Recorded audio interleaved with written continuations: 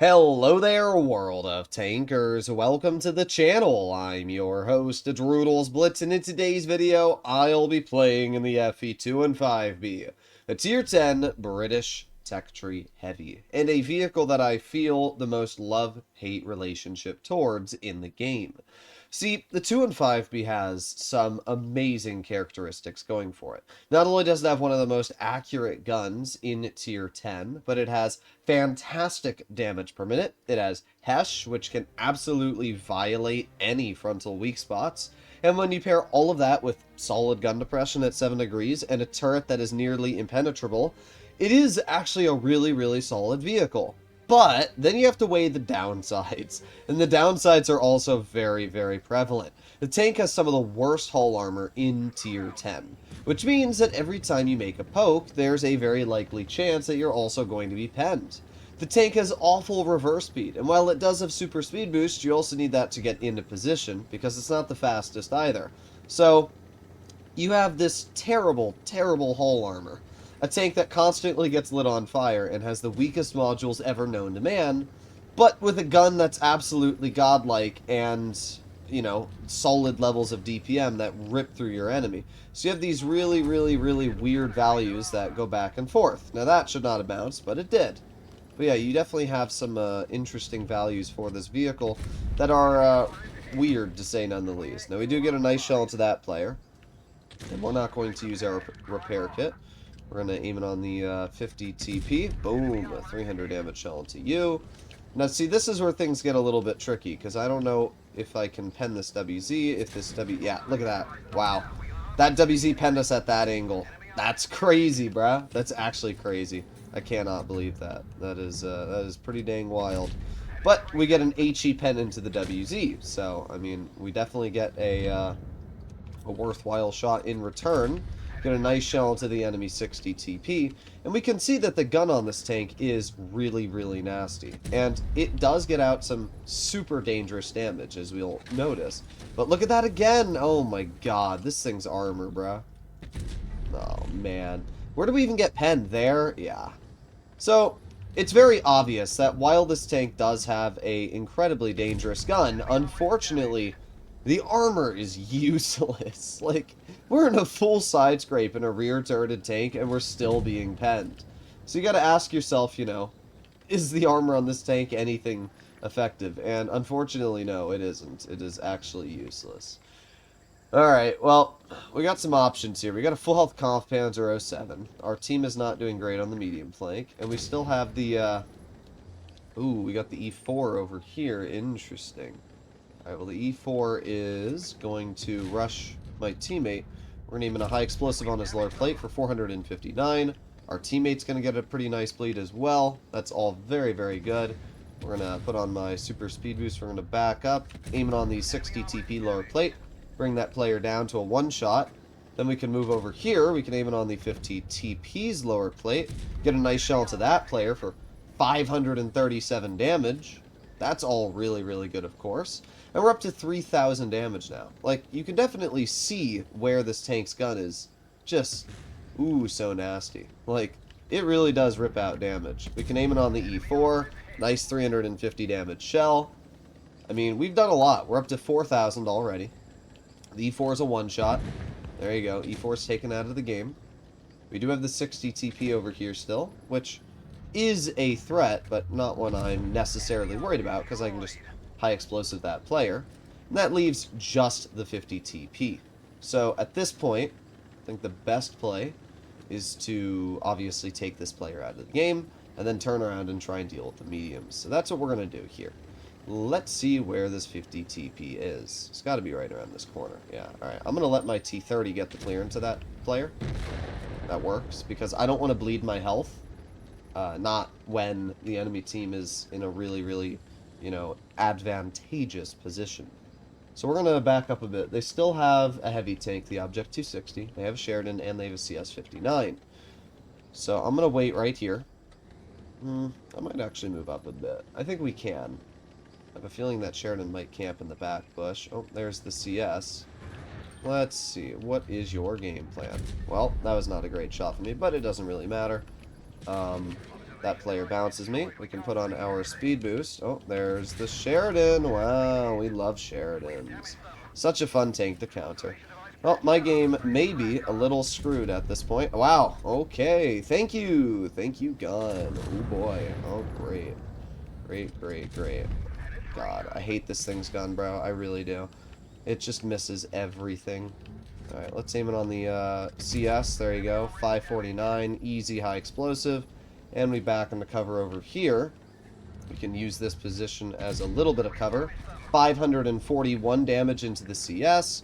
They keep saying the 260 is AFK, so I'm not worried about that at all. And then we can back up and get an easy clearance of that tank. So, like you're seeing, again, the gun is amazing on this vehicle. The damage output it has is ridiculously overpowered. But the armor is so incredibly goofy that it just makes it hard to use because of how awkward the tank is. But the Hesh, the damage output, all of that is just wildly good. We're already up to 6,000 damage in this game, and if the 260 is truly AFK, that means we're going to get a lot more damage out. 260 was last spotted over here. Are they still over here? I don't know. We're going to try and find out. Okay, well the T-30 is going towards mid. Indeed, the 260 is AFK. Somehow our shell doesn't pen, though, which kind of sucks for me. Alright, let's get behind this player. And here we go. There's one easy high explosive for 530. And let's reload one more time. Another easy high explosive for 488. And the T-30 clears the player out of the game. So in total, we end up dealing 7,300 damage. I mean, that alone is insane. That amount of damage to deal in such a short battle. It really is pretty insane. 7,300, we aced the tank, and we did everything we could have, really, to support our team come out with a victory in that battle. I'm kind of lucky the 260 did go AFK, because probably if they didn't, we might have died. But I honestly didn't think the Sheridan was going to play that aggressive. I should have stayed further back. But you win some, you lose some. We got a little lucky that game that the 260 wasn't winning, but I'll take it either way. So let's play one more battle in the 2-5V, and we're going to put on Super Speed Boost because we are going to aggressively push to the windmill. This is a very, very fast tank when you have Speed Boost. It has a good power to weight. Like, its top speed isn't anything crazy, but you can get up to 40, and with Super Speed Boost, you can see I'm quite a bit faster than other somewhat mobile heavies. So what that means is I'll be faster than the enemy Kron or Super Conk or VK90 when it comes to this crossing here, and we can get right across for free. So that's really the only thing that matters. Now what we can do is we can keep moving all the way over here wide, and we can get into this far corner, and ideally get some free damage into the enemy. And there we go, we got the VK90, nice 382 damage shell into that player already. Now we can back up and start aiming in on the VK90 again. Let's see. I'm not able to shoot that player. The problem is they have tanks in that back area there camping, and there's not much I can really do about that. I don't know where their 183 is. I don't know where a lot of those super nasty tank destroyers are. There you go. Okay, well at least we see the Foch. Let's aim in on the... I was really hoping we could high explosive pen that guy. That's unfortunate. I like how that Foch is just strictly tunneling me. I mean, I don't really care if you do, because I'm just going to wait right here.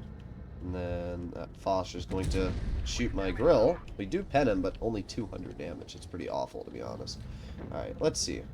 Foch is in the back. We have the VK90 right over here, which I'd love to be able to get a shell into, but I'm not able to just yet.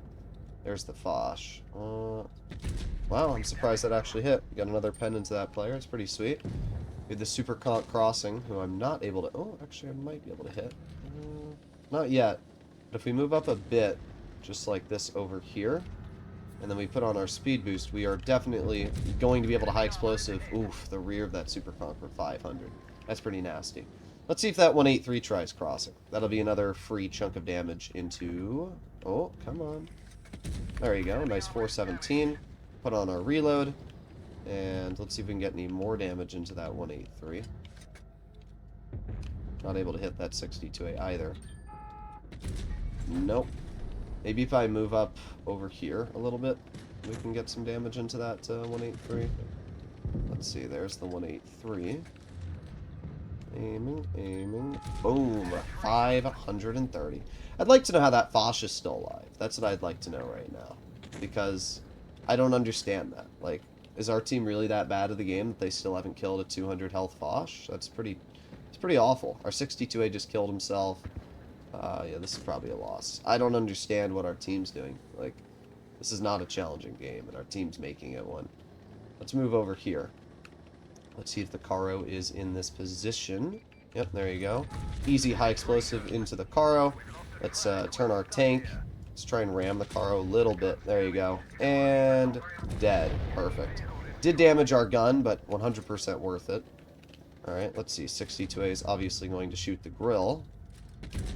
Ooh, nice. That was obviously a really, really good bleed. Let's pray that our 4202 kills the 62. Or not, or he's going to lose 1100 health and die. I don't understand how our team is this bad, bro. Like, I'm trying everything in my power to give this team a winning situation, and they are just throwing it. They are saying, oh, gee, Droodles, you're helping me? Let me just die. Let me just absolutely kill myself for no reason, because I can. Alright, let's move up over here. Oh, great. Yep, there it is. How fun.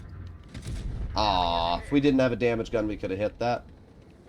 But we do, which kind of sucks specifically for me. And now that they have a full health Kron over here, it's kind of cooked at this point. Not able to HE pen the Super Conk, but yeah, with the full health Kron, there was nothing I was ever going to be able to do.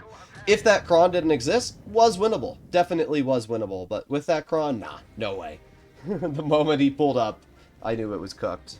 Well, we did pretty good. I mean, the 2 and 5B had a pretty solid result this game. We ended up dealing 4,800 damage, we blocked 2,700, and obviously did top on the team. Our mediums were absolutely terrible. 44% 4202, 46% 62A, and our Leopard 1 was 47%. There's nothing you can do when you have 3 mediums which have no clue how to play the game. Because it forces me to have to, you know, do the role of a medium and a heavy. I had to turn back and kill the Caro. And not only that, but our team was losing the heavy flank. Like, they couldn't make up their mind on what they wanted to do, and they lost both flanks. I don't understand how that Foch was able to survive the entire game at 200 health.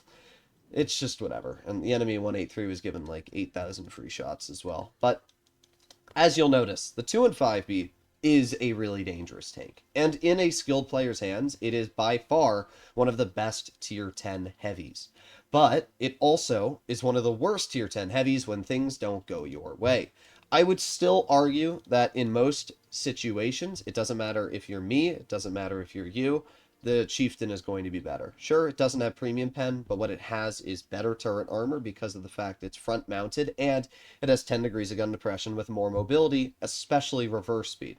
And when you pair that with Tungsten, I just feel like the Chieftain Mark 6 in most situations is still more flexible than a 2 and 5B. Now, that's not to say the 2 and 5B isn't a good tank, but flexibility and reliability are still the two most important things in the game, and that is the one area this tank struggles. It has everything else, but it misses those two.